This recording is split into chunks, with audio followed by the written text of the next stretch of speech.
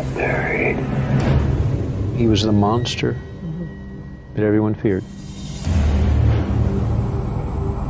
He knocked her unconscious and strangled her. What made him live was to kill. Knocked her unconscious and handcuffed her and put her in the passenger side of the car. I would describe him as being as close to being like the devil as anybody I've ever met. Ted Bundy was one of America's most notorious serial killers. Over a 4-year period, he brutally murdered and mutilated 30 women. I don't think anybody doubts that I've done some bad things. The question is what, of course, and how, and maybe even most importantly, why. His motives remained a mystery until hours before his execution, when he claimed a fatal addiction had fueled his horrific crimes.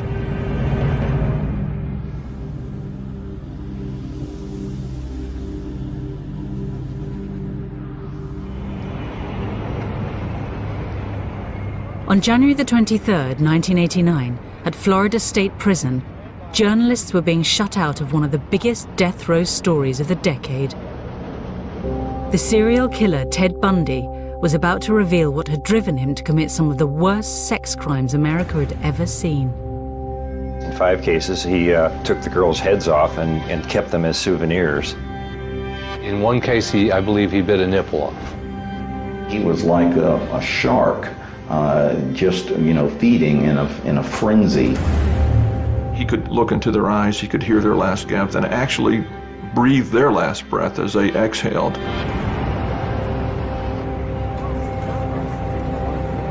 As journalists competed to get Bundy's final interview, he surprised everybody by agreeing to talk to one man only, Dr. James Dobson, a Christian evangelist who flew in especially for the interview. You really feel that hardcore pornography and the doorway to it, softcore pornography, is doing untold damage to other people and causing other women to be abused and killed the way you did others. Listen, I'm no social scientist, and I haven't done a survey. I mean, I don't pretend that I know what John Q. Citizen thinks about this. But I've lived in prison for a long time now. And I've met a lot of men who were motivated to commit violence just like me. And without exception, every one of them was deeply involved in pornography, without question, without exception, deeply influenced and consumed by an addiction to pornography. As Dobson saw it, this interview contained a powerful message, one that was central to the Christian evangelical movement, and which fanned the flames of the debate about the role of hardcore pornography in violent sexual crimes. The interview was given to every broadcaster in America on one condition, that they play it unedited from start to finish. But had porn really been responsible for turning a seemingly all-American boy into a monster? He told Dobson what he wanted to hear, that it was hardcore pornography, violent, hardcore pornography, that led him astray. And that's something that I will not allow my industry to take the blame for. I knew what he said was true. Common sense tells you that that type of hardcore material is destructive for young people especially, and it breeds disrespect and violence against women. The interview started a debate that led all the way to the White House, and an investigation into what drove Bundy that would open a chamber of horrors. He wanted to possess them as if you would possess a Porsche or a potted plant. He was basically reconstructing who they physically were.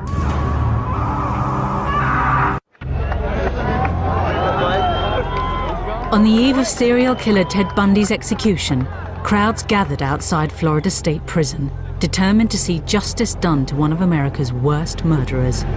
To comprehend all this, you have to go back a few years to try to understand Ted Bundy, what he did, and who he was. I think Ted Bundy in the United States probably is the standard by which other serial killers are judged. In a 4-year period, Bundy committed a series of vicious killings that horrified the public. Beginning with Linda Ann Healy in January of 1974, Bundy began killing approximately one girl a month. In fact, later on, the police would produce what they called the Girl of the Month Club, as they traced the girls who disappeared and then were later found dead. When police finally arrested Bundy, America was shocked. He appeared to have it all. He was good-looking, articulate, a law student and a budding Republican. But he also had a fatal addiction to pornography. Once you become addicted to it, and I look at this as a kind of addiction, like other kinds of addiction, I would keep looking for more potent, more explicit, more graphic kinds of material.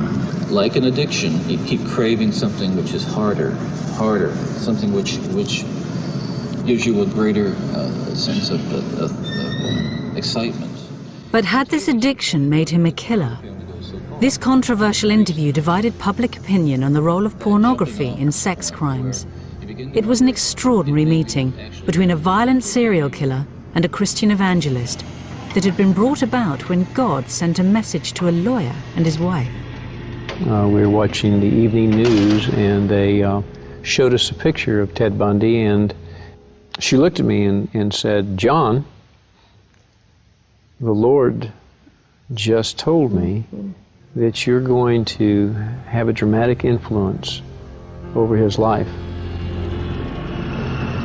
With Christ's assignment in mind, John and Marcia Tanner became regular visitors to Bundy on death row.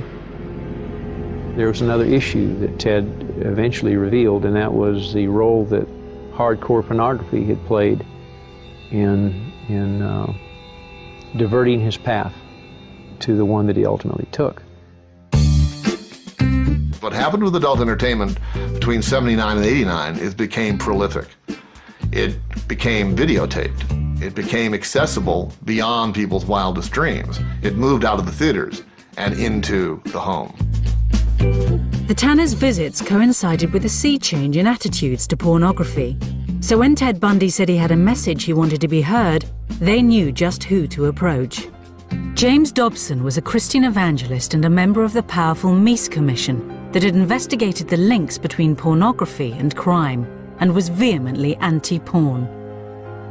A repentant serial killer, especially one as photogenic as Bundy, must have seemed like divine intervention.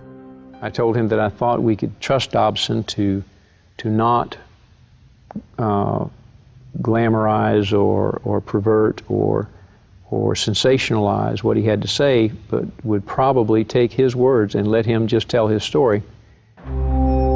The interview was arranged for the eve of Bundy's execution and was greeted with skepticism by seasoned Bundy watchers.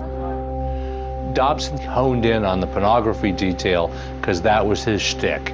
He was trying to have a war on pornography.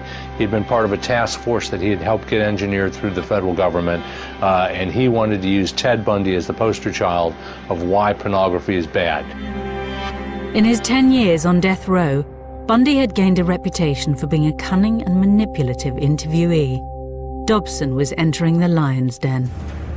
With nothing to lose, this final taped interview seemed like the perfect opportunity to really find out what made Bundy the killer tick. First of all, you, as I understand it, were raised in what you considered to have been a healthy home. Absolutely. You were not physically abused, you were not sexually abused, you were not emotionally abused. No way. And that's part of the tragedy of this whole situation, is because I grew up in a wonderful home with two dedicated and loving parents and one of 5 brothers and sisters. In the clip, Ted talks about his childhood being loving and Christian, but at the time of his execution, a defense psychologist came up with a lot of material that suggested otherwise. It's hard to imagine the childhood Bundy described to Dobson producing a brutal serial killer. But he failed to mention something specific about his early years that others believe haunted him throughout his life. The question of Ted's illegitimacy has been sort of the topic A in all the efforts to try to figure out what was really going on inside his head. And I think it preoccupied him as well. What he'd neglected to mention was his birth in November 1946 in a home for unwed mothers in Burlington, Vermont. His mother, Louise Cowell, had gone there from Philadelphia to have Ted. She later told the story that Ted's father was a World War II veteran who had romanced her and compromised her and then abandoned her. In the course of our investigation, we interviewed a lot of people, including some of his family. One member of his family, I believe his aunt, told us that there had been suspicion that in fact his grandfather was also his father. But we were not able to prove that that was the case. To avoid the shame and stigma of illegitimacy, Bundy's mother passed him off as a baby brother. Later, she moved to Tacoma, Washington, where she met and married Ted's stepfather. How nuts would you be if you were pretending to be a brother when you know it's your mother? He told me that he discovered it by going through his parents' papers, and that he said it came as a bit of a revelation to him. Now, I spoke with a boy that was a very close friend of Ted's, and I asked him if he had ever discussed the illegitimacy question with him, and he said yes. And the sense this fellow had was that Ted was deeply angry about it, that he was very hurt by it and he was upset by it. And when he tried to sort of say, well, Ted, Johnny loves you, you don't worry about this sort of thing, and he said, Ted's answer was, you're not the one who's illegitimate. The young Bundy also appeared to be acutely conscious of his family's lack of money. I remember him talking to me about how he was so mortified that his family drove these sensible, ugly Ramblers, that model of automobile, and that his family didn't have a lot of money, and how he was jealous and resentful of kids in school who had more things than he did. And it's a very early sign that Ted has this sort of narcissistic fixation on things and on possessions. And of course, possessions becomes a very key word later on in his life. As Bundy was growing up in the 50s, America was discovering sex. Back then, Hugh Hefner had just published Playboy, which, though tame by today's standards, provoked moral outrage. In this climate, Bundy claimed to Dobson he made a discovery that was at the very root of his motivation to kill. As young boys do, we explored the back roads and sideways and byways of our neighborhood, and oftentimes people would dump the garbage and whatever they were cleaning out of their house, and from time to time we'd come across pornographic books of a harder nature than more graphic, you might say, more explicit nature than we would encounter, let's say, in your local grocery store. And this also included such things as, let's say, detective magazines and more hard. Those that involve violence. Yes. Ted tells Reverend Dobson that when he was a young boy that he found pornography, as he called it, outside the house. Things he saw in grocery stores and things he found rummaging through people's garbage, which he said was a little bit more hardcore than what was available in the grocery stores. Well, I grew up in exactly the same town as Ted and went into the same kinds of grocery stores that he went into, and there wasn't anything like that on the store's shelves in those days. Playboy had barely been invented. At the time, I thought he was talking about, well, the magazine du jour, Playboy, and some others, but he told me the ones that he found most interesting and compelling were the detective magazines. With their lurid depictions of women in peril, it was violence, not sex, that became the real moral panic of the 50s. The EC comics were extremely graphic to a point that there was always some form of female terrorization. Erotic terror, I guess is what you would call it. It unlocked the zipper of an awful lot of minds, of children and eventually teenagers, until they were banned. Those magazines typically had bondage as the theme of their covers.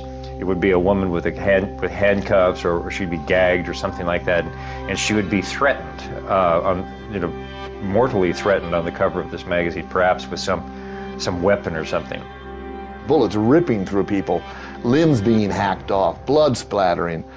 But constant terror in the look of these beautiful women in lingerie, I'm willing to bet that they started to ignite what became a forest fire in Bundy's psyche. This, Ted Bundy told me, was the real pornography that motivated him. It was this demonic, as he classified it, demonic presence of a chemistry of sex and euphoria and control and murder. For Bundy, this was a cocktail with a lethal effect. It fueled your fantasies, didn't it? Well, in the beginning, it fuels this kind of thought process. Then, at a certain time, it's instrumental in what I would say crystallizing it, making into something which is almost like a separate entity inside. When Ted talks on the tape about the entity inside him and how his word is pornography fueled this entity, he certainly never in our conversation said that what the entity was interested in was fueled by pornography. He said, I used the word entity in talking to people because I felt that that's what they wanted to hear, that they could accept that they would have extreme difficulty in me just saying, I decided to kill 3 weeks from now, and I've psychologically put it on my calendar, and it was going to happen. He thought that people had difficulty in comprehending that, so he said, I used the word entity or ulterior forces or something like that. It's not uncommon for other serial killers to do that. I've had the opportunity to interview many. The key issue here is that Ted was on this course to behave the way he behaved with or without pornography. Gradually, Bundy started turning his fantasies into a disturbing reality. One night, he gets drunk, and he's had quite a bit to drink, and he's walking down a street, and he sees a woman walk out of a bar, and not even thinking, he follows her. And he follows her to her house, and as she's trying to get in the door, he runs up behind her, and she screams, and he runs away. Again, he's out one night, prowling around. Again, he's had something to drink. Again, he sees a woman. This time, he grabs a stick and comes up behind her and hits her on the head. And then, again, shocked at what he's done, runs away. He gets into peeping, which is one way of getting what he wants, working on, building his fantasies. Peeping in the window, masturbating, peeping in the window, masturbating, and then one day he just jumped over the line and went nuts. On January the 4th, 1974, Bundy crossed the line. 18-year-old Joni Lenz was attacked in her bed. She was found barely breathing, covered in blood, and with a metal bed frame rammed into her vagina. Incredibly, she survived. Others would not be so lucky. By July 1974, the whereabouts of 6 missing girls around the Northwest remained a mystery. Bundy had become a calculating killer. Each time I'd harm someone, each time I'd kill someone, there'd be an enormous amount, especially at first, enormous amount of horror, guilt, remorse afterwards. But then that impulse to do it again would come back even stronger. Now, believe me, the unique thing about how this worked, Dr. Dobson, is that I still felt in my regular life the full range of guilt and remorse about other things, regret and... But you had this compartmentalized... This compartmentalized, very well-focused,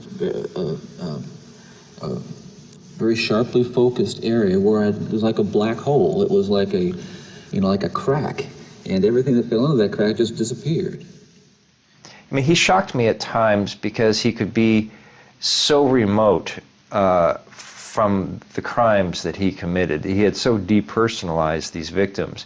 He started laughing at one point when he was talking about Roberta Parks. He just started laughing about her. We learned of the importance and capability of these killers being able to compartmentalize things so that they can carry out normal lives otherwise where they're not going to be suspicious. And when anybody finds out that they are a suspect, they're totally shocked that they've got this capability to do that. Ted did not have any guilt. He did not have any remorse. He did not have a conscience. And so when he talks about being, 99% normal and 1% abnormal, it's an ugly joke. He was 100% abnormal. Bundy's seemingly normal life continued. Whilst abducting and murdering young women, he was able to hold down an apparently normal relationship with Liz, a young divorcee. She later testified, though, to an increasingly strange and violent sex life. Liz reported a lot of, unusual behavior. Ted examining her body with a flashlight at one point, him wanting to tie her up. I think she found some pantyhose in his, among his clothes at one point. She once found a big bag or box of keys to all sorts of. She had no idea where all these keys were from, but they probably came from Ted's nocturnal wanderings. She would remember later on him telling her that he had thought about killing her at one point. She would remember to the police that he tied her up on a couple of occasions, so they had bondage sex. Bundy started to enjoy the power he had over his victims. He and I talked about why he killed. He said because possession was at the bottom of his desires.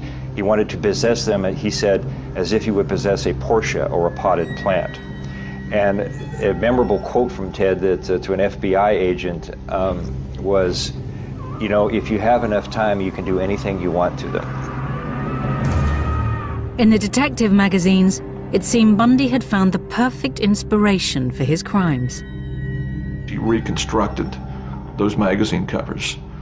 Some of the victims were found with their hair styled in different ways than they normally would, or different clothing or different makeup on. He often, after striking and rendering the girl unconscious, would molest them and strangle them simultaneously. And he enjoyed that quite a bit. Bundy's killings continued across the Midwest until his luck ran out, and he was arrested over a failed abduction in Utah. Police raided his apartment, but what they found there and at later locations wasn't exactly hardcore. When we searched his apartment, we didn't really find pornography as such, but what we did come up with in his possession were junior majorette magazines. That's, of course, the young girls in their majorette uniforms. I think that was his form of pornography more than anything. It was just seeing these vulnerable little girls. Bundy was sentenced to 15 years for the kidnapping, but remarkably he escaped and was soon on the run and headed for his most barbaric killing spree yet. This was a vicious animal who was foaming at the mouth when he was inside that house. To the waiting crowds outside Florida State Prison, one of America's most prolific serial killers had become a demon in human form. If anybody deserves to burn, he deserves to burn. He penetrated one of them with a branch. He had bite marks on buttocks. If you took all your horror movies and put them together and got one personality out of them, there he is. To the public, Bundy's murders defied belief, but Bundy himself offered a clear analysis of what had led him to kill. We're talking about an influence that is the influence of violent types of media and violent pornography, which was an indispensable link in the chain of behavior, the chain of events that led to the behaviors, to the assaults, to the murders, and what have you.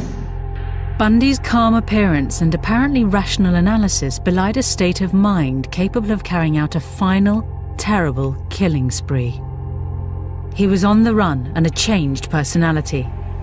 Taking a room at a boarding house just minutes away from a university campus, Bundy was surrounded by young women. When he got to Florida, he felt that he was regressing. As he said, I started to deteriorate. He reverted once again to burglaries, being a peeping Tom, all of those things that he started doing prior to him becoming a murderer. And then he recognized full well that he had gone into what he called his barbaric state. The killer struck first at the Chi Omega sorority house. He clubbed and then strangled to death 20-year-old Lisa Levy and 21-year-old Margaret Bowman. At least one of them was raped. The killer came in from the night and then returned to it with an ease that has so far baffled police and left most co-eds here terrified. So when Bundy left the Chi Omega house, he took off down this street and then turned down this corner here. He traveled maybe 3 blocks, and I imagine he was pretty much in a frenzy. The frenzied attacks at the sorority house marked a dramatic change in Bundy's deteriorating mental state. There would be one final victim. In the interview with Dobson, even Bundy himself appeared remorseful and unable to explain this last killing. One of the final murders that you committed, of course, was apparently little Kimberly Leach, 12 years of age. I think the public outcry is greater there because an innocent child was taken from a playground. What did you feel after that? Were there the normal emotions 3 days later? Where were you, Ted? I can't really talk about that right now. Police at the time of Bundy's arrest recall him being anything but remorseful. When we showed him the picture of Kimberly Leach, the 11-year-old girl that he tragically took the life of, he threw the picture down and said, "What you don't understand is I am the cold-blooded son of a bitch you'll ever meet." He was trying to show us that it didn't bother him. The manhunt to find the killer ended when Bundy was arrested in a small town on the Florida coast. At the time of his capture, his mental state shocked police. Well, when we got to him in Pensacola, he was off the chain, as the kids say nowadays. And we spent 3 or 4 days trying to reel him back into the reality of what's going on. He spent the nights talking to the police about himself in the third person, and he, in effect, confessed to having committed a number of murders. The killer that had left a trail of bodies across America had come out of the shadows, but he wasn't going down without a fight. What do we have here, Ken? Let's see. Oh, it's an indictment, all right. Why don't you read it to me? You're up for election, aren't you? Mr. Bundy? You got it, didn't you? Mr. Bundy? You told him that you were going to get me. He said he was going to get me, okay? You've got the indictment. It's all you're going to get. Protesting his innocence, he was going to lead his own defense. The public would have to prepare themselves for a new Bundy. Ted, the showman. Good afternoon, citizens. My name is Ted Bundy, and I'm the defendant in the case, and I'm just here to introduce myself. Bundy's trials were among the first to be televised, and his notoriety turned them into a media circus. The ego, narcissism, and outright arrogance of the serial killer were on open display and created a figure of grotesque fascination. I think the people in Florida, both the public and the prosecutors in the case, and the judges probably also, were fascinated by the enormity of what they thought he had done, and the fact that he could have been the person next door. Somebody described him as kind of a lot of common people's ideal of kind of person they would like their daughter to marry.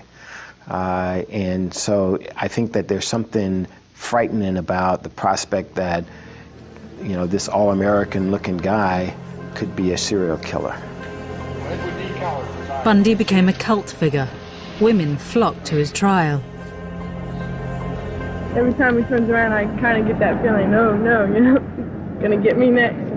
But yet you're fascinated by him. Very, very. Every night when I go to bed, I just, I get very scared. I shut my door and lock him, Try to imagine yourself in his place and to see how he's feeling, looking at the pillows, the bloodstains and everything, if he really did it or not. Why do you do it? I don't know. Robin Lloyd, Channel 4 News. Ted had his gallery of women nearly every day in court, and they would send him messages. They would try to get his attention. They would try to catch his eye. And then later when he was on death row, he got tons of mail from them. They would send him nude pictures of themselves, erotic stories, their fantasies of being with him. It's a very bizarre syndrome, and I frankly at a loss to explain it. You're going to represent yourself, or you're going to get another attorney? I'm staying with the man I know best right now, and that's me. His ego led him to believe that there wasn't a brighter attorney out there, even though he had never finished law school. The extraordinary part about the Bundy trial was the extent of his participation in it. Bundy appeared every inch the lawyer, cross-examining witnesses, analysing blood samples, even questioning forensic evidence of bite marks taken from a victim's bottom. Our contention all along, Your Honor, has been that they have taken my feet and twisted them every which way but loose to fit. He swaggered across the courtroom and he does all the gestures, puts his hands down, and I mean, he watched enough courtroom and enough Perry Mason on television that he absolutely looked and sounded the part of a lawyer. And it was just amazing to believe that this was the guy that was accused of all these brutal crimes. Good morning, officer. Good morning. Just as he had separated his murders from his everyday life, in court, Bundy separated the serial killer from the lawyer, though the jurors felt differently. He was apparently thinking he was coming across as a lawyer, and they were seeing him in a much different light. He never really appreciated the weight of the accusations that he carried with him and the effect that that had on ordinary people. The first victim you saw was Kathy. Bundy appeared to relish the role of lawyer, at one stage launching into such an excruciatingly detailed cross-examination that he appeared to be reliving the crime. One after another, his trials were descending into chaos. It went day and night on his whim. He got to the point of auditioning some of the lawyers for who would make the opening statement, who would cross-examine certain witnesses, who would make the closing argument. To lawyers trying to conduct an overall strategy of a trial, this was impossible to deal with. You couldn't have a theory of defense when the client was constantly pulling the rug out from under you. In a final act of farce, Bundy used a legal quirk of Florida law, the fact that his girlfriend was under oath, to conduct a brief but legal marriage ceremony. Sure. Do you want to marry me? I want to marry you. And I just want to marry you. Here again is the difference in Ted as a defendant who doesn't see the significance of what he's doing to the jury, and Ted, the supposed lawyer in the case. I guess to Ted, it felt or made it seem that he was humanizing himself, but it looked like a trick. To me, it looked like a trick. Maybe he didn't care how it would look to a jury. Wedding or no wedding, the jury was in no doubt. Therefore, it is the sentence of this court as to count one of the indictment that you, Theodore Robert Bundy, be adjudicated guilty of murder in the first degree, and that you be sentenced to death for the murder of Kimberly Diane Beach. In the 10 years that Bundy spent on death row, books and films vied to explain what had motivated the seductive serial killer. Well, Ted Bundy was a gruesome celebrity in this country, and especially in Florida because of the murders he committed here. And at the time, he probably could easily have been called and was considered the most hated man in America. As his appeals ran out, a demonized Bundy began thinking about how he would be remembered. You know, I make no bones about it. I am looking for an opportunity to tell the story as best I can in a way that makes sense to me and the way that'll help not just you or the families, but that's very important, but also to help my own family. You see, I saw the look in my stepson's eyes yesterday, and to see the look in his eyes, confirmed my worst fears. See, he says, could you, he was just absolutely astounded. He couldn't understand. And he was writing me questions, just furiously writing questions. I could see that, that he was, how really bewildered he was. And I need to give him a chance to know, and others a chance to know what was really going on, what it was really like for me. He wanted to create a legacy for himself that was something other than murder. He wanted people to see that there was another side of him, and that this other Ted had done things that were socially valuable and that were redemptive in some way. The interview with James Dobson gave Bundy a unique opportunity to offer himself up as a stark warning to society, framing his crimes against the backdrop of a young boy fatally corrupted by pornography. Those of us who have been so much influenced by violence in the media, in particular pornographic violence, are not some kinds of inherent monsters. We are your sons and we are your husbands. And we grew up in regular families. And pornography can reach out and snatch a kid out of any house today. It snatched me out of my home 20, 30 years ago. Towards the end of the interview, Ted sort of begins to catch on to what Dobson wants him to say, and you notice that he issues these dark warnings about all the other the other minds out there that are being polluted by what they see on cable TV, and what he's arguing is that the individual responsibility to be a citizen, to not be sociopathic, to actually be empathetic and have a conscience, can be undermined by dirty pictures, and it simply is not true. Well, I believe Bundy was used as a weapon by the right-wing, conservative, very religioso, might even call him religious mafia, who decided to use him because he perpetrated sex crimes. And the minute the word sex rears its empty head, you can blame it all on the adult entertainment industry.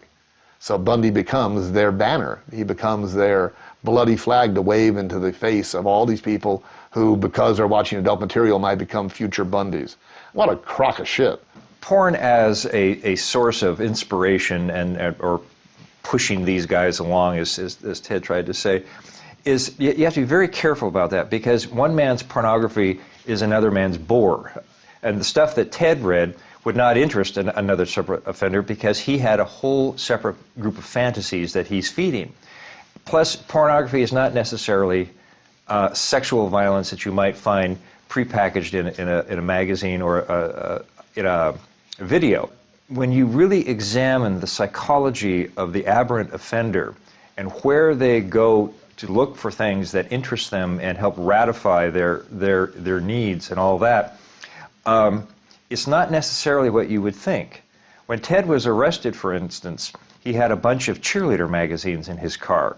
And this was deep, deep, deep into his psychopathology. It's at the end of it, when he was still looking at magazines that 12-year-old girls get in the mail.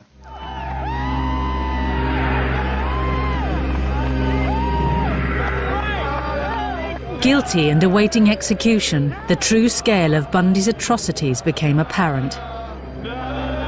He was confessing to a murder on a tape recorder as he walked down the hall to the electric chair.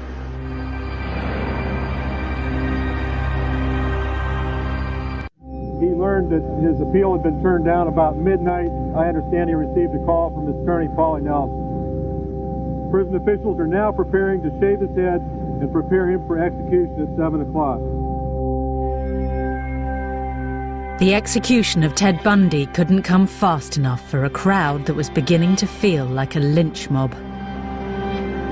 I think it was clearly the circus atmosphere that developed here this morning.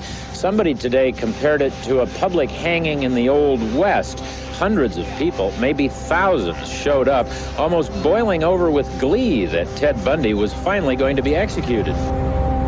Bundy's final interview was headline news, and Dobson eagerly fed it to the waiting media.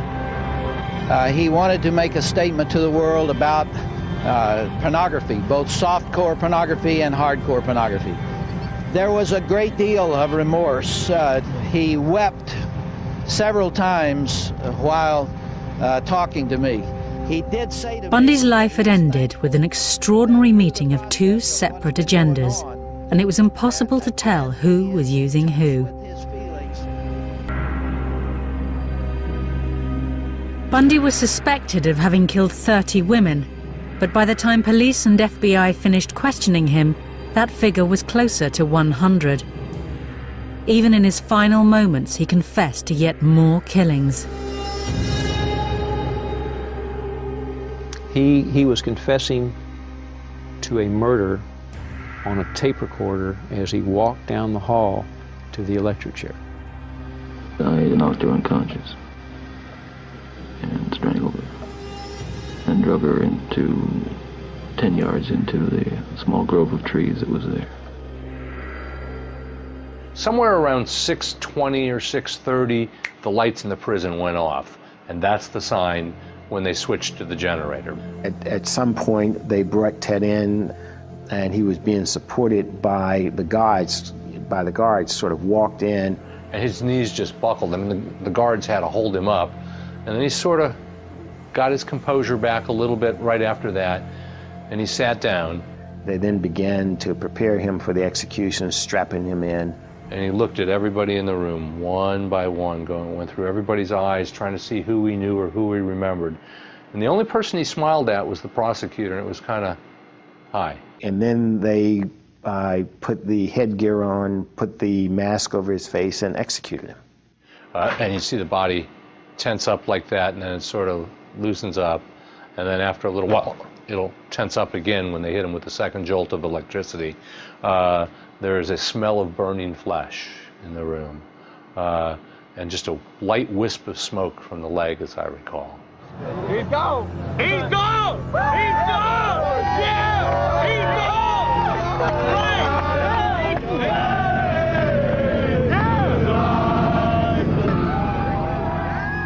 Bundy the monster was gone. Florida had waited 10 years for its revenge. In the days after his death, one question went to the heart of Bundy's killings. Ted, what would your life have been like without that influence?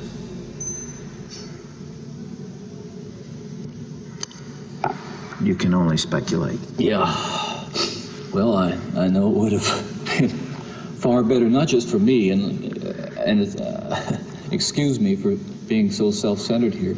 It would have been a lot better for me and lots of other people. I know that, lots of other innocent people, victims and families. It would have been a lot better. There's no question, but it would have been a fuller life. Certainly a life that would not have involved, I'm absolutely certain, would not have involved this kind of violence that I have committed. He starts out by saying, pornography didn't make me do it. But by the end of the interview, he's basically agreeing with Dobson. Dobson is kind of prompting him all the way through it. I mean, Ted is fairly honest early on. He says, I'm not going to, it's my responsibility, I take full responsibility for everything that I've done. And, pornography was part of it, but it didn't make me do it. But by the end of the interview, there's sort of a cheering section for the anti-pornography forces. And with that, that if it weren't, in fact, Ted does specifically say that if pornography had not come into his life, he would not have become a killer at the end of the interview. And that simply is not true. And Ted knew that was not true, but he was willing to say it to please the Rev. The interview should have been an alarm bell for the country. It should have been a wake-up call for parents. It certainly motivated me. I launched into a vigorous anti-pornography campaign as the state attorney and lost my next election because of it. I think Ted had a lot of things going on in that interview. He wanted somehow to look a little bit better in everybody's eyes. He was probably talking to his mom. He was probably, he was so careful saying, my mother loved me and she protected me and all this sort of thing. It was Bundy trying to put his spin on his career. I asked him about pornography a couple times, and for some people it's a disease, humiliation control kind of disease. Other people it's just fun. But I asked him about it, and he said, why would I need pornography when I have the real thing? And then from what he's done during some of his alleged murders, he did have the real thing. I've heard some people say he obviously had some brain damage as a young child. Others will say it's an inherited bad gene. Others would say it was a psychological scars from his youth. Others would say he read pornography. And I discussed these things with him, and his feeling was all of these factors may have entered into my life somehow without me even knowing it. However, I planned the crimes. I understood what I was doing, and regardless of what label anyone might choose to pin on me, I'm responsible. I'm not proud of it. I wish it didn't happen, but it was my decision.